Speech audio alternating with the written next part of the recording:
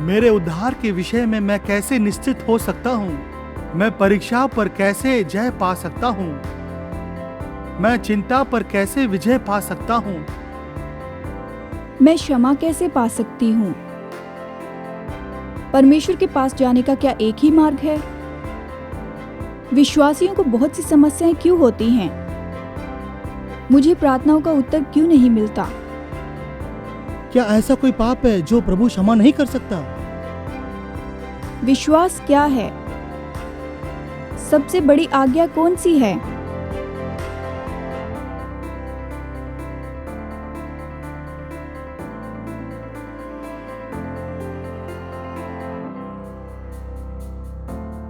विश्वासियों को इतनी समस्याएं क्यों होती हैं? हेलो, मैं हूं डेविड जर्मिया, आपके साथ में सहमत हूं कि समस्याएं तो समस्याएं हैं। काश वो नहीं होती, लेकिन वो हैं। हमें समस्याएं क्यों होती हैं, इसके लिए दो जवाब हैं। पहला जवाब है क्योंकि हम पतन पाए संसार में रहते हैं, हम उसे इस पल नहीं बदल सकते हैं, तो हमें दूसरे जवाब की ओर गौर करना होगा। हमें समस्या होती है कि परमेश्वर उनका उपयोग करे कि हमारे जीवन को बदल दे अपने पुत्र के स्वरूप में। आज के संदेश का शीर्षक है क्यों विश्वासियों को बहुत सी समस्याएं होती हैं, और मैं आपको 5 अच्छे कारण देना चाहता हूं। हमारी सीरीज का नाम है 10 सवाल जो मसीह विश्वासी पूछते हैं, और आज का सवाल महत्वपूर्ण सवाल है। आप अपने जीवन में समस्याओं को कैसे देखते हैं, इसे आज का संदेश पूरी तरह से बदल देगा। तो इस महत्वपूर्ण सवाल का जवाब पाने के लिए मेरे साथ जुड़ जाएं आज के टर्निंग पॉइंट के इस एपिसोड में।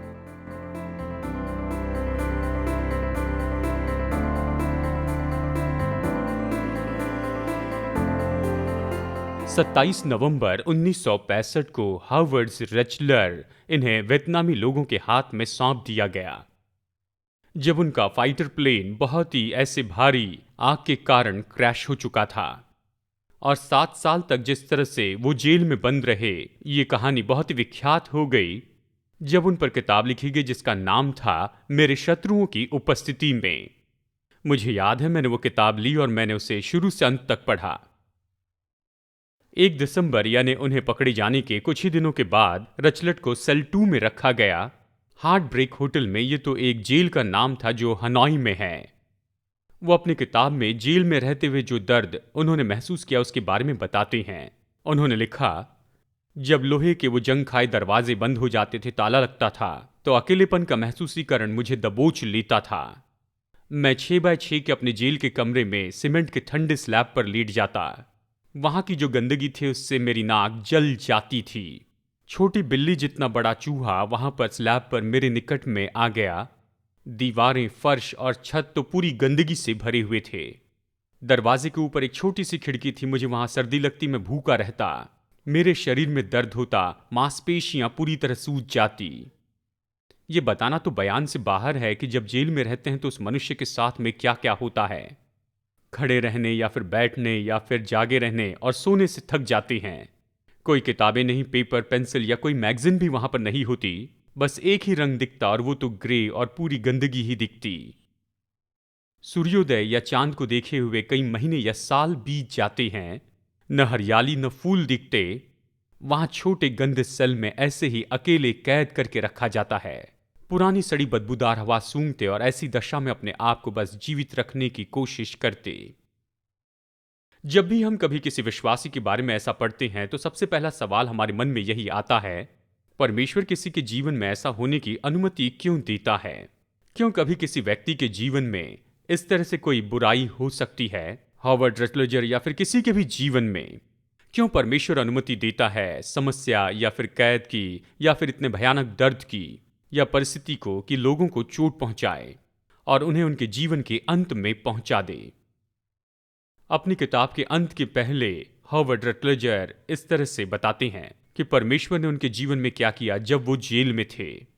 वो हमें ये समझने में मदद करते कि कोई भी समस्या जीवन में ऐसे ही नहीं आती, लेकिन उसके पीछे एक उद्देश्य होता है जिसे हम शायद नहीं जानते हैं।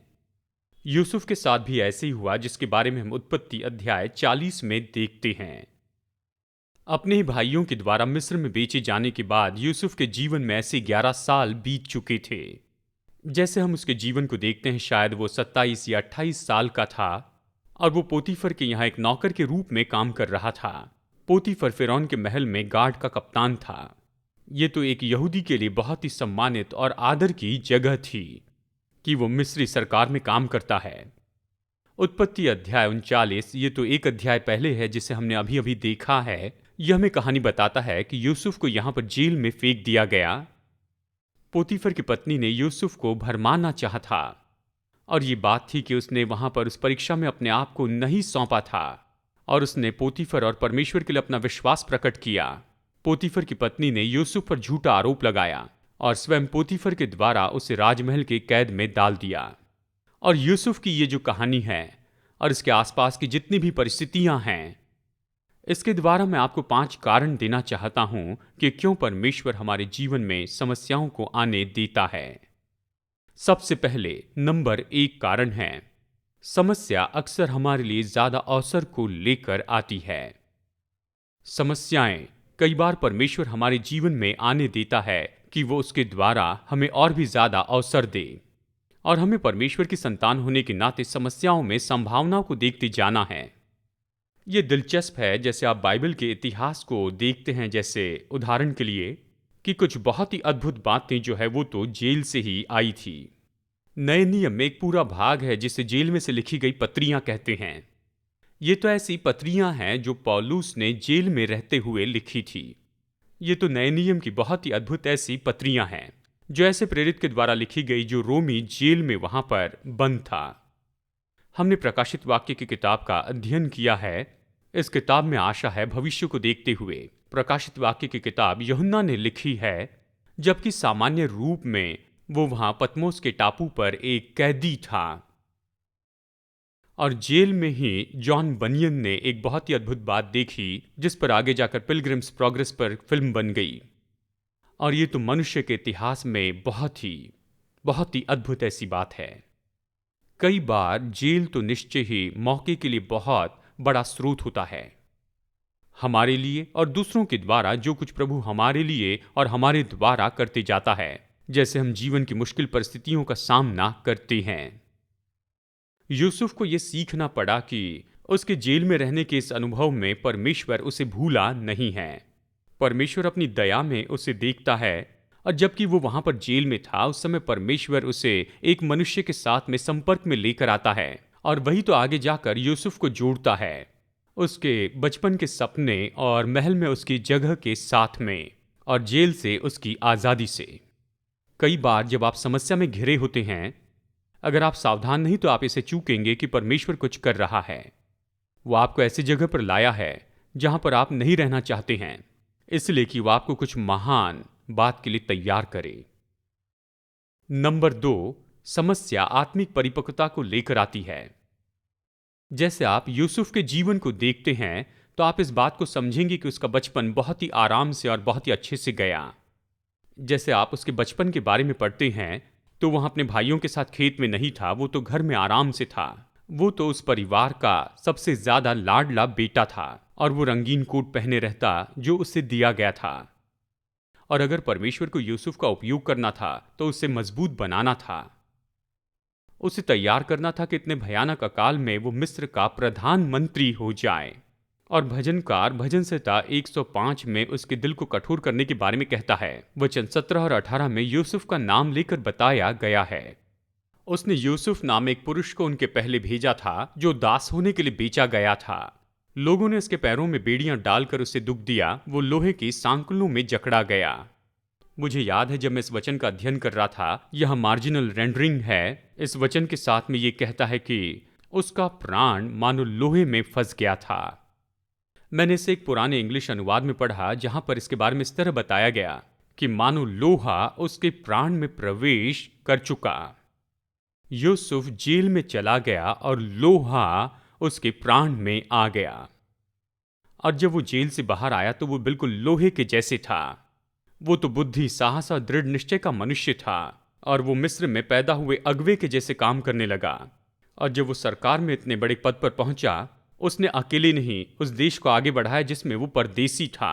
बड़े अकाल में अगुवाई की और उसके विरुद्ध में एक बार भी बलवा नहीं किया गया। वो अकाल की कठोरता के लिए तैयार किया गया क्योंकि उसने जेल की कठोरता का अनुभव किया था। आज परमेश्वर को ऐसे स्त्री और पुरुषों की जरूरत है जो लोहे के जैसे मजबूत हो। उसे ऐसे स्त्री और पुरुषों की जरूरत है जो कितने भी दबाव में कभी अपनी हिम्मत नहीं हारेंगे। और लोहा हमारे प्राण में केवल तभी आता है जब हम प्रेशर कुकर जैसे दबाव में से होकर जाते हैं। रोमियो अध्याय 5 वचन 3 केवल यही नहीं वरन हम क्लेश में भी घमंड करें, ये जानकर कि क्लेश से धीरज और धीरज से खरा निकलना और खरे निकलने से आशा उत्पन्न होती है।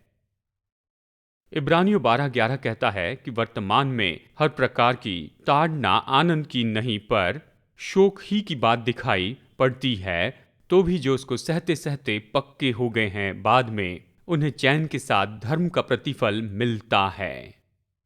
और याकूब 1:2 और 3 हे मेरे भाइयों, जब तुम नाना प्रकार की परीक्षाओं में पढ़ो तो इसे पूरे आनंद की बात समझो, ये जानकर कि तुम्हारे विश्वास के परखे जाने से धीरज उत्पन्न होता है। यहाँ पर सहनशीलता शब्द है, पर धीरज को अपना काम पूरा करने दो कि तुम पूरे और सिद्ध हो जाओ और तुम में किसी बात की घटी न रहे।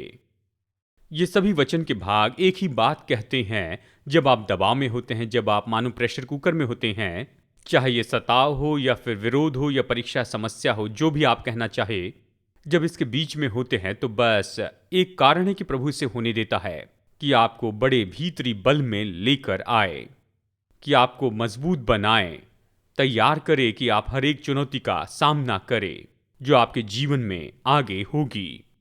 मैं अक्सर कई बार सोचता हूं, जब हम लोगों की मदद करने के लिए आगे होते हैं तो हमें सावधान होना होगा कि हमें उन्हें इस क्रिया से नहीं बचाना है।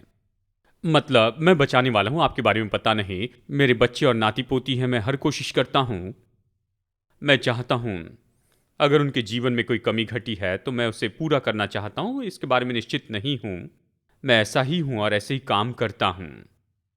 लेकिन जरा कल्पना कीजिए कि रूबेन, जो कि यूसुफ के परिवार में सबसे बड़ा बेटा था, वो जो करना चाहता था उसे नहीं कर पाया। आपको याद है यूसुफ को जब गड्ढे में फेंक दिया गया था, रूबेन उसे बाहर निकालकर घर ले जाना चाहता था, जानता था कि पिता का दिल टूटेगा। अगर रूबेन यहाँ पर यूसुफ को बचा लेता तो निश्चय आज हम यहाँ पर यूसुफ की कहानी को कभी नहीं पढ़ते थे, क्योंकि यूसुफ को गड्ढे में जाना था कि महल में पहुंच सके, और रूबेन को परमेश्वर के हाथ ने रोका कि वो उसे न बचा पाए। मैं हमेशा सोचता था कि पोतीफर ने यूसुफ को यहाँ पर जेल में डाला क्योंकि उस पर जो यूसुफ पर लगाए गए थे कि उसकी पत्नी पर इसने बुरी दृष्टि डाली है।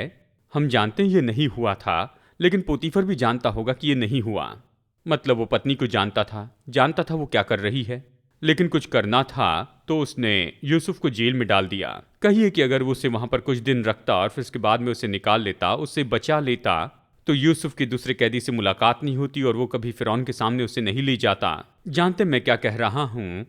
कई बार समस्या परमेश्वर के उद्देश्य के लिए होती है। ये तो रास्ते के जैसे होती हैं कि जहां है वहां से निकालकर हमें जहां होना है वहां पहुंचाए। और इस क्रिया में परमेश्वर ने यूसुफ को मानो लोहे के जैसे बना दिया कि वो आगे की चुनौती का सामना कर सके। समस्या हमारी परिपक्वता को बढ़ाती है। समस्या ये तीसरा काम करती है, वो हमारी ईमानदारी को साबित करती है। यूसुफ के बारे में एक बात दिलचस्प है कि चाहे जो भी हो जाए वो बिल्कुल नहीं बदला। वो बस यूसुफ ही रहा, गड्ढे में यूसुफ ही रहा, महल में भी यूसुफ ही रहा, वो जेल में भी यूसुफ ही रहा। यूसुफ जहां भी गया वहां अपनी ईमानदारी को बनाए रखा, क्योंकि यूसुफ समझ गया था कि परिस्थितियां हम जो है वो बनाती नहीं हैं, लेकिन हम क्या उसे प्रकट करती हैं। और जब हम समस्याओं से जाते हैं तो हम अपने आसपास के सभी लोगों को हमारी वास्तविकता को प्रकट करते जाते हैं। मुझे याद है जब मुझे कैंसर था तो जब भी मैं घर आता तो अपनी पत्नी से कहता कि सुनो, मुझे लगता है कि सभी मुझे देख रहे हैं, कि देखें मैं क्या करता हूं। कुछ लोग जानते हैं कि जब आप परीक्षा के बीच में वहां पर होते हैं तभी आप सच में कौन है ये सबको दिखाई देता है। किसी ने कहा कि आपके प्राण में जो दरारें हैं उसके द्वारा दूसरे लोग आपको देखते हैं। और यूसुफ ने यह साबित किया कि कई बार हमें समस्या क्यों होती, इसका कारण है कि हम संसार के सामने गवाही दे सके, परमेश्वर के छुड़ाने वाले और सामर्थ्य अनुग्रह को प्रकट करें। लोग आपको तब तक अच्छे से नहीं जान सकते हैं जब तक कि वो आपको मुश्किल परिस्थिति में से होते हुए जाते न देखें। और नंबर 4, समस्या आधारित होने के भाव को निर्माण करती है। अपनी बाइबल में उत्पत्ति अध्याय 39 वचन 30 और 31 को यहाँ पर देखिए, आप जानेंगे कि ये शब्द बताते हैं कि जेल के अनुभव के बारे में यूसुफ ने वहां पर क्या कहा था। ये कहता है, और यूसुफ के स्वामी ने उसको पकड़कर बंदीगृह में डाला, जहां राजा के कैदी बंद थे वहां डलवा दिया। अतः वो उस बंदीगृह में रहा, परंतु यहोवा यूसुफ के संग रहा और उस पर करुणा की, और बंदीगृह के दारोगा के अनुग्रह की दृष्टि उस पर हुई। अगर आप उत्पत्ति में यूसुफ के जीवन के बारे में पढ़े तो पाएंगे यूसुफ जहां भी गया परमेश्वर उसके संग था। जब यूसुफ गड्ढे में था परमेश्वर उसके संग था, जब यूसुफ महल में था परमेश्वर उसके संग था, और जब वो जेल में था परमेश्वर उसके संग था। और भाइयों और बहनों, मैं आपको बताना चाहता हूं, जब यूसुफ जेल में था तो उसने ये पाया कि परमेश्वर उससे बहुत बहुत प्यार करता है, कि परमेश्वर उसके संग है। उसने जाना कि परमेश्वर कितना प्रेम करता है। और मैं आपको बता सकता हूं कितनी बार लोगों ने मुझसे कहा कि जब वो इन बातों से होकर गए, परिवार की समस्या या वैवाहिक समस्याओं से या आर्थिक समस्या से या शारीरिक समस्या से, तो उनकी गवाही यही थी कि पास्टर, मैं जानता हूं कि परमेश्वर मुझसे प्रेम करता है, मैं हमेशा उसके करीब महसूस करता हूं, लेकिन कभी भी मेरे जीवन में मैंने इससे बढ़कर प्रेम कभी महसूस नहीं किया जब मैं इस मुश्किल परिस्थिति से होकर जा रहा हूं। वो काफी है, वो पर्याप्त है।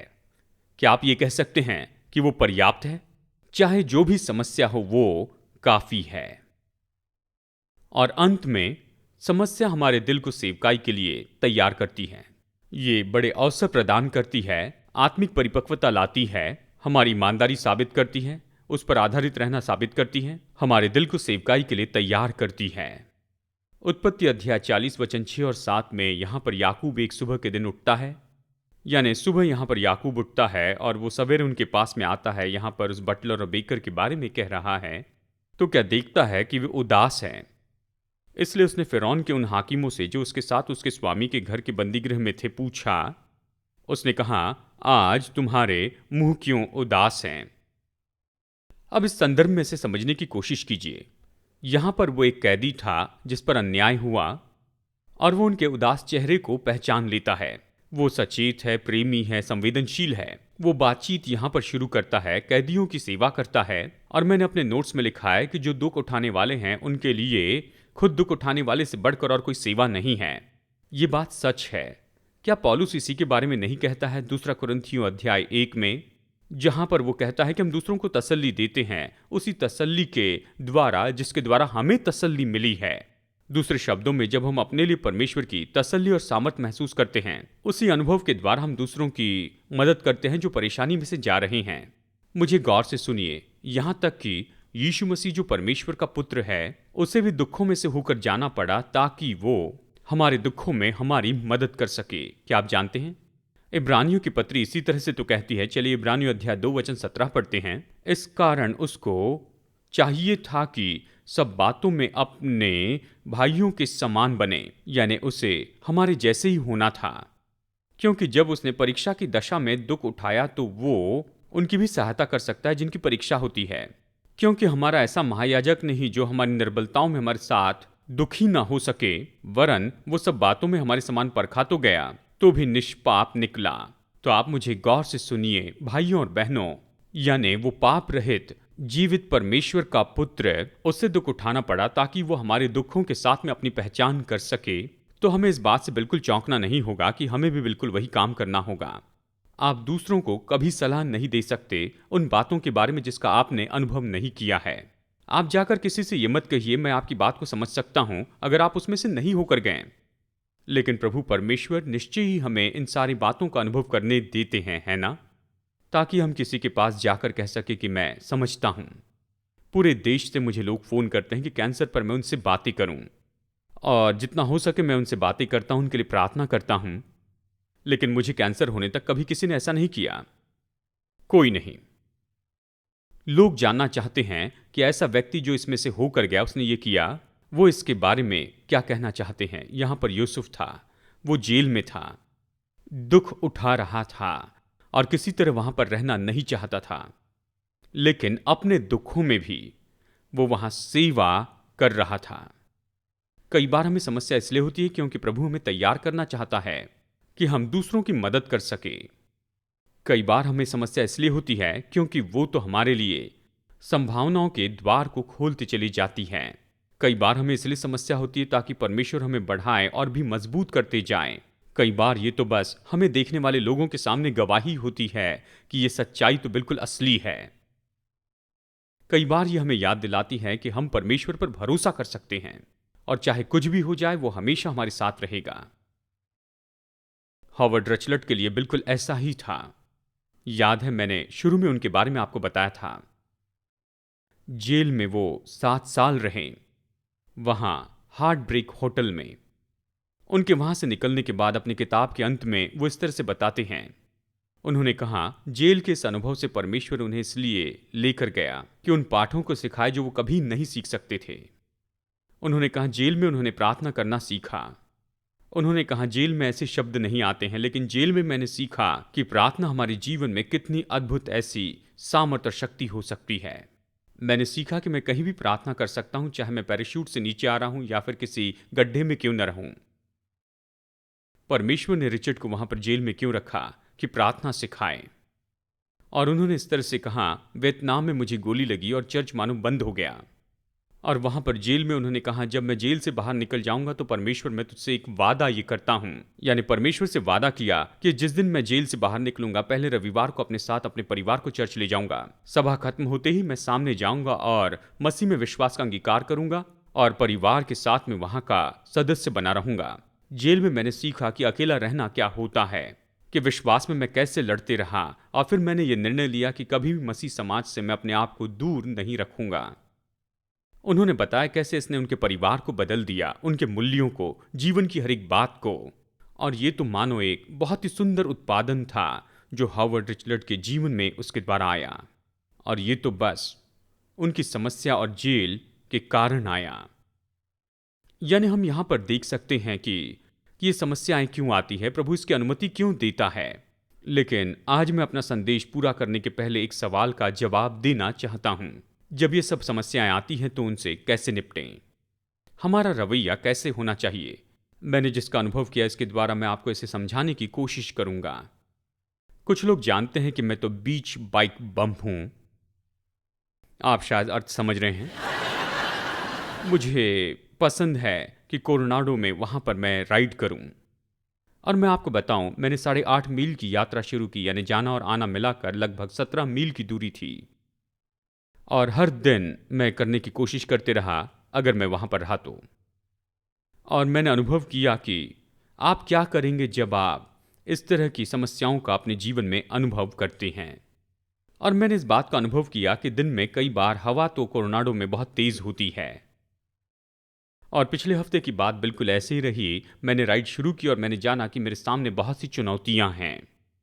वहां पर बीच पर मैंने जाना, हवा पीछे से चल रही थी और मैं तेजी से आगे बढ़ रहा था। मैं अपने पैरों को पैडल पर नहीं रख सका। कभी आप साइकिल पर इस तरह से बैठे हैं? मेरे पास गियर वाली साइकिल नहीं है, साधारण सी है। मैं गियर कम नहीं कर सकता था, उसी रफ्तार में जाना था। और एक जगह ऐसा हुआ कि मैं अपनी बाइक पर खड़ा हो गया ताकि पीठ को थोड़ा आराम मिले। और ये तो बाइक चलाने के लिए बहुत ही मुश्किल सी बात है। खैर कुछ भी हो, मैं खड़ा हो गया कि थोड़ा सा आराम करूं। फिर अचानक मैंने जाना, हे, मैं पैडल नहीं कर रहा हूं लेकिन फिर भी आगे बढ़ रहा हूं। मैं तो बस ऐसे ही आगे बढ़ रहा हूं। और फिर 1/4 मील तो मैं बिना पैडल किए ही आगे बढ़ते जा रहा था। ये अद्भुत था। और जब मैं आगे बढ़ा तो मैंने देखा कि मेरी कलाई बिल्कुल अच्छी है, यानी लगभग आधे रास्ते में था। आगे बढ़कर मैंने चाय भी पी और अपने आप को मानसिक रूप में तैयार करने लगा। और मैं जानता था कि ये बात मेरे लिए चुनौती से भरी है और मुझे निराश नहीं होना था। सामने से इतनी तेज हवा आ रही थी, साइकिल पर एक भी बार पैडल करना मेरे लिए चुनौती से भरा था। मुझे खुद से वादा करना पड़ा कि मैं आगे नहीं देखूंगा, कहीं ऐसा ना हो जाए कि मैं अपने आप में पूरी तरह से निराश हो जाऊं। और फिर एक समय ऐसा आया कि मैं वहां पर खड़े होना चाहता था और मेरी बाइक पूरी तरह से एक जगह पर ही वहां पर रुक गई।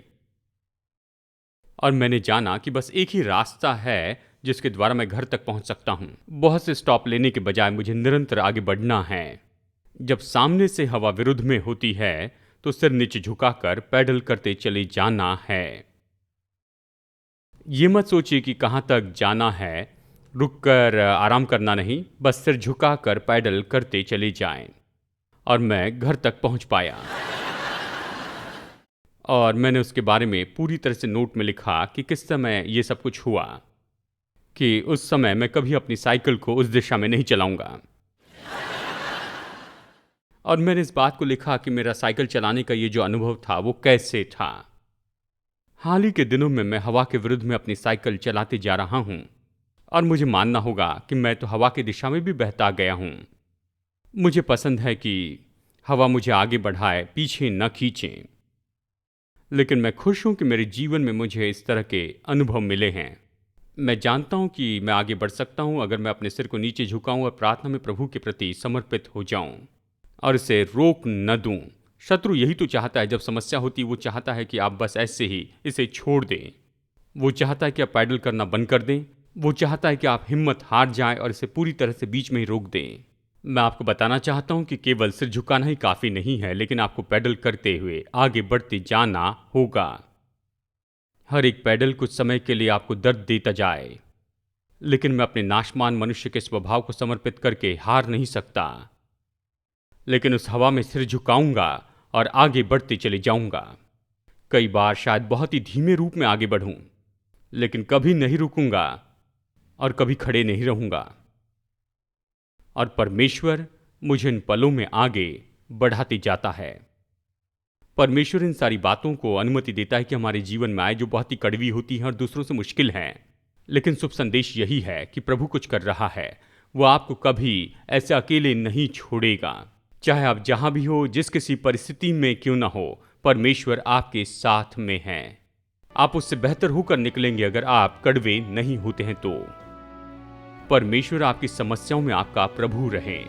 आप उनसे दूर न भागे, उन्हें गले लगाएं और अपने सिर को नीचे झुकाकर रखें और पैडल करते रहें। आमेन, आमेन।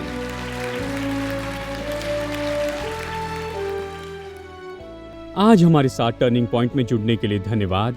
जितना अधिक हम परमेश्वर के वचन का अध्ययन करते हैं, उतना अधिक हम समझते हैं कि हमारा प्रिय परमेश्वर हम में से हर एक के साथ व्यक्तिगत संबंध रखना चाहता है। यदि आप उस संबंध को शुरू करना चाहते हैं तो पहला कदम है आप अपने पापों से मन फिराएं और यीशु मसीह से कहें कि वो आपका उद्धारकर्ता और प्रभु बन जाएं। एक बार जब आप ये निर्णय लेते हैं, परमेश्वर के उद्धार का मुफ्त का वरदान पाते हैं, तो परमेश्वर के साथ की आपकी ये यात्रा मसीह यीशु में नई सृष्टि के रूप में शुरू होती है।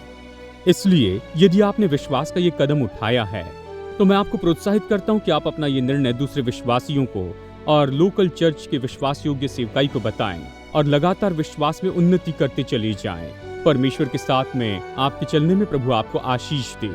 और अगली बार मुलाकात करने की आशा करता हूं यहाँ पर टर्निंग पॉइंट में।